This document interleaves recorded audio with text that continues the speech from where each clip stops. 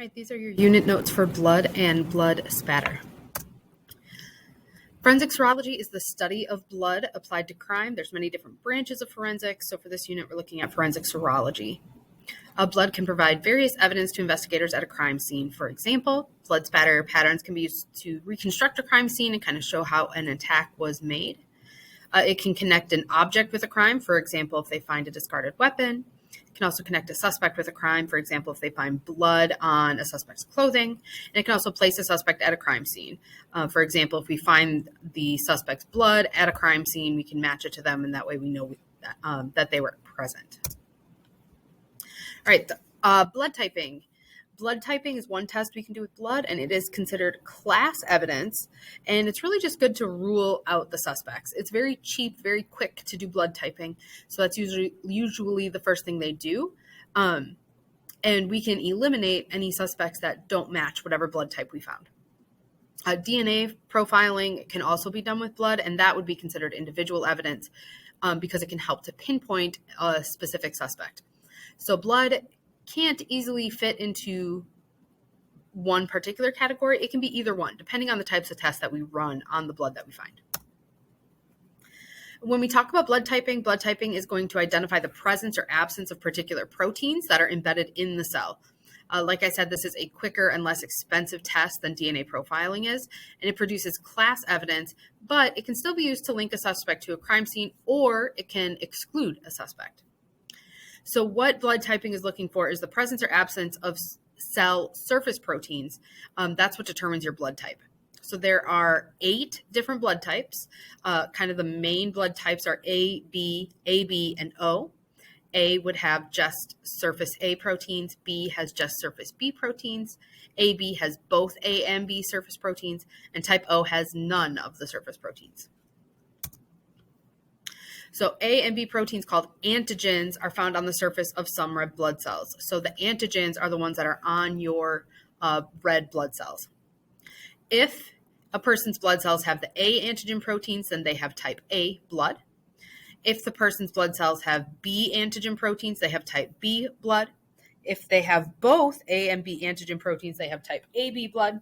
And if the person's blood cells have neither A nor B antigen proteins, they have type O blood. In addition to the ABO system, we also have what's called the RH factor. This is where we get those 4 additional blood types, so 8 total. About 85% of the population has an additional surface protein called RH factor, and we call them RH positive. The other 15% do not have that protein, and they're what we call RH negative. So again, just a different type of surface protein on those blood cells. Going back for a second, that means of those A, B, AB, and O, we can have AB positive, AB negative, depending on whether or not they have RH factor. We can have A positive or A negative, depending on whether or not they have RH factor, and so on. So that's how we get the 8 different blood types. To test for blood type, what we do is we take 4 drops of blood placed onto a well plate, and there's going to be 4 different wells that we'll use to test. And then we will add antibody serums to each drop, 1 type of serum for each of those different wells. So we'll add antibody A serum. That antibody A is going to test for any A antigens that would be on the cell. Antibody B serum is going to test for B antigens that are on the cells. Antibody RH serum is going to test for the RH antigens. And then we're also going to have a control well with no serum added. That way, if the control well were to react in some way, then we know that something went wrong and we would have to retest. Maybe, it was a contaminated sample. Maybe the well plate wasn't fully cleaned, whatever it may be. We would have to rerun that test because the control well should not react to anything. So once we add those serums, then we're going to watch those drops for what we call agglutination, which is similar to clotting. It looks like clotting to the naked eye. If it does agglutinate, that indicates that antigens are present on the cells. That means that the surface of those cells have those antigens present, right? The antibodies are going to attach to those antigens and cause it to agglutinate. So for example, this is kind of what we would look like. Here is what all of those different, every blood type, the test is going to be slightly different. If it does agglutinate, that means it does have that antigen. For example, O positive did not agglutinate for anti-A, did not agglutinate for anti-B, but did agglutinate for what's called anti-D, which is the same as anti-RH. So this means it does have the RH protein, but not the other two, which would make it O positive.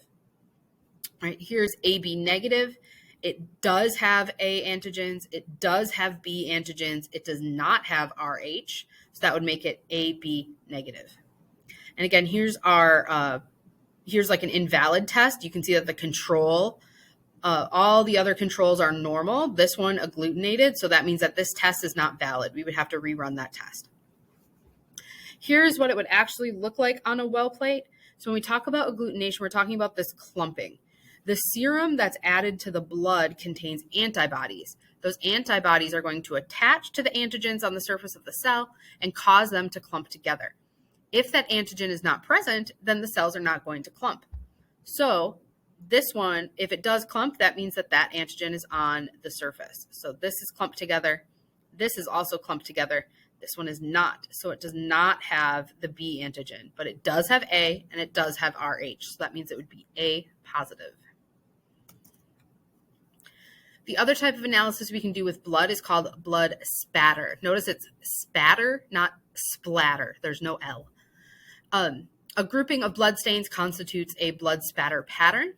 The distribution, size, and shape of blood stains on a victim, on a suspect, or on the walls, floors, ceilings, or on objects can help us to reconstruct any type of event that would cause blood to be shed. Analysis of a blood spatter pattern can help to determine the direction blood traveled, the angle of impact, the point of origin of the blood, the velocity of the blood, and it can help us determine the manner of death. Blood stain pattern analysis can also help one evaluate the credibility of statements provided by a witness, a victim, or a suspect. The blood spatter should match a witness statement. If it doesn't, the blood spatter is telling the truth, whereas the witness may be bending the truth or lying. All right. Cohesion is a property that allows blood to stick together as it falls, maintaining sort of a rounded shape. Blood is going to resist flattening out when it falls on a flat surface. That cohesion and surface tension help to maintain this sort of curved shape, sort of like a bubble type shape, similar to like what water does. The shape of an individual drop of blood can provide important clues in an investigation. When blood falls from a height or at a very high velocity, it forms what we call satellite droplets, small secondary droplets around the main drop. So here is the main drop. And as it fell, if it's from a very high height or a very high velocity, we're going to get these little satellites around the edges. So the more satellites, the further the satellites are from the main drop, that's going to give us clues about where that blood fell from. When blood falls onto a less than smooth surface, the edges may have spikes or extensions. Spikes would be like the edges here, the edges and scallops of the main drop. Rougher surfaces are going to have more of those present than smooth surfaces. An elongated blood drop indicates blood was traveling from a different direction when it landed. So from the elongation, we can determine the point of origin and determine the angle at which it entered. So the point of impact may appear darker and wider than the rest of the drop, with a tail pointing in the direction of the blood's movement. So it's going to, the tail is going to point to where the blood came from. Smaller secondary droplets may break off and will land in front of the moving droplet, allowing scientists to determine the direction of the spatter. So you can see here, this is a pretty low angle. As it hits at that angle, some of that blood is going to spatter forward. When we see that spatter forward, we know that the blood came from the opposite side. The elongation of a blood drop varies based on the angle of impact. For example, 90-degree drops create a very round drop pattern with no elongation. Those are going to look like circles. High angles, 90, 80, 70 degrees, are all going to be very round, right? The lower the angle, the more elongation there's going to be. So you can see as we get into like 60 degrees, 40, 20, 10 degrees, it is more and more elongated, less round, more kind of oval shaped. So using the shape of the drop itself, we can at least determine if it was from, a straight up and down drop or if it was from a lower angle. All right, these are the main types of blood spatter that we will see. So there are passive drops. Passive drops are drops that fall at a 90-degree angle to the floor. They're circular drops. They may have secondary satellites depending on the height. Think about like if you have a bloody nose and you're walking across or walking down a hallway, if you're not stopping if you just let the blood fall to the floor, then you will make these passive drops. Right? Arterial gushes. This is when an artery is severed or injured and is like spurting blood. So the blood pressure from severed arteries results in gushes of high blood volume. So we'll have like very high volumes of blood, so much so that it starts dripping. So these drips came after the blood was deposited by the artery. We have what are splashes. Splashes are similar to passive drops, but splashes refer to having different angles. Passive drops are from 90 degrees. Splashes are going to be from lower angles. That's going to help us determine the position of the victim, the direction in which the blood was moving. Then we have smears. Smears is when like a bleeding victim would touch the walls or furniture. So if they're, holding an injury and then lean up against something, they'll leave a smear of blood. A trail shows a victim moving from one place to another. So whoever was bleeding, you can follow their path of movement based on those trails. They may or may not be passive drops. They could be passive drops. They could also be arterial gushes. It's going to help us determine the direction that the victim moved. And then pools are from when victims bleed very heavily and lose a large amount of blood in a very short period of time.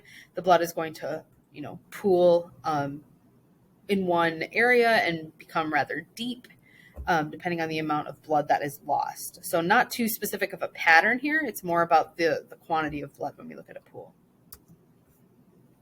All right, speed and velocity affect blood spatter. Generally, the higher the energy, the greater the division and the smaller the spatter. Generally speaking, the lower the energy, the less the division and the larger the spatter. So high velocity, small spatter, low velocity, large spatter. Let's look at some examples of that.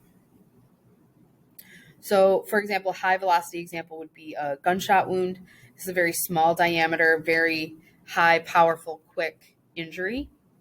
You can see that the individual spatters, right, the individual, what we would call maybe drops of blood are very small, right? It's kind of a very fine spray of blood.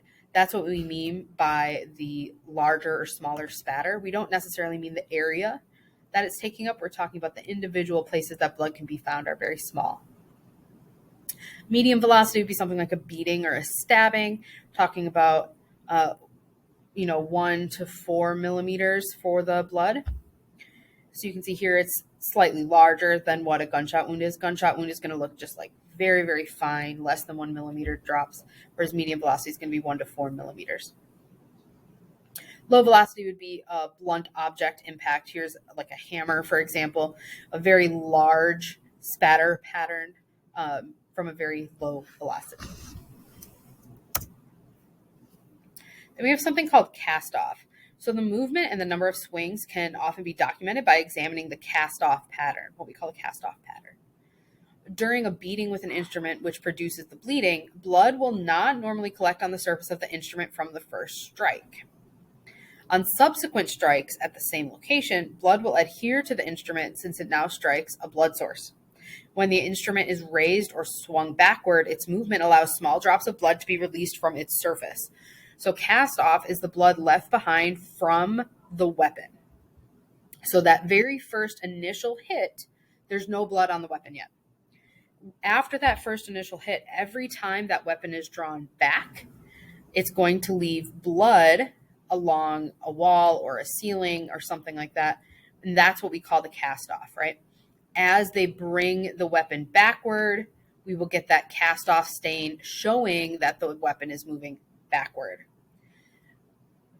Additional subsequent hits are going to provide more and more cast off. So for example, here, this would be the trail from one swing This is the trail from a second swing. We can determine how many times the weapon was struck. So this is the pullback after swing 1. This is the pullback after swing 2. So there could have also been a third swing. Right. So it looks kind of like trails of droplets, and based on the elongation, we can determine the direction that the weapon was struck. So when we find blood evidence at a crime scene, blood evidence is not always evidence. So even if we don't see blood, but perhaps, believe blood could have been there, even with the most thorough cleaning, blood is going to leave residue that's very difficult to remove. Forensic scientists can use something called luminol powder. They mix it with hydrogen peroxide and spray it over an area, and that luminol is going to illuminate any leftover hemoglobin left behind by blood. You can't see the hemoglobin. It's like a microscopic molecule, but that's what the luminol is going to bind to and react with in order to create that light. And it's going to luminesce for about 30 seconds. So it's not permanent, not permanently lit up. It's just going to confirm whether or not blood was there. So you can see here, no blood. Once we spray it with luminol and shine like a black light over it, then it will glow. So even though it looks clean, there is blood residue there. The luminol reacts with old or new blood. However, it destroys the blood, so it can't be tested later. That's why we're going to just do like one test with luminol. And then like on this carpet, for example, if we do see blood residue, we're going to collect that piece of carpet, see if we can get any blood from the underside of the carpet or the padding of the carpet. Anything that was attached to the luminol is going to be destroyed. But if there's blood that did not react with the luminol, we'll be able to still test that. Next, if we do see blood, we can't just automatically collect it and test for blood type. First, we need to determine if it's actually blood, right? There are ways to make fake blood. Think about like Halloween costumes that have fake blood. We need to make sure it's actually blood so we don't waste resources. There's a lot of different ways we can test for that, but one of the most common tests is called the Kastle-Meyer test. They basically take a swab that is soaked in a solution, and they just, rub a very small portion of the blood spatter. If it turns pink, that means yes, it's blood. If it does not turn pink, no, it is not blood. Very simple. That's a test that can be done very quickly. Only takes a couple of seconds, so that we know if we need to collect that blood for testing for blood type or DNA.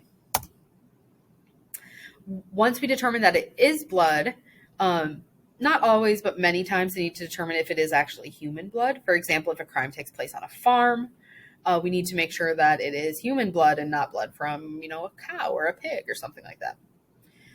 There's a test called an ELISA test that uses antibodies for many different organisms, and it will react with human blood, and it will be able to distinguish other mammal blood from human blood. In rare cases, it can be confused with chimpanzee or gorilla blood just because we're so closely related to those organisms. However, the likelihood of it being chimpanzee or gorilla blood is obviously very low. But that test again is expensive, so it's only done in cases where we suspect it may not be human blood. If the blood is human, we're going to try to determine whose blood it is. The first thing we're going to do is test for blood type. Again, it's cheap, it's quick. If we need more information, if we need that individual information, then we're going to do DNA analysis as well. So we're not going to use all the blood for blood typing. We're going to make sure we save some if we need to do DNA analysis later. All right, those are the end of your notes for blood and blood spatter. Please make sure you submit them on Canvas.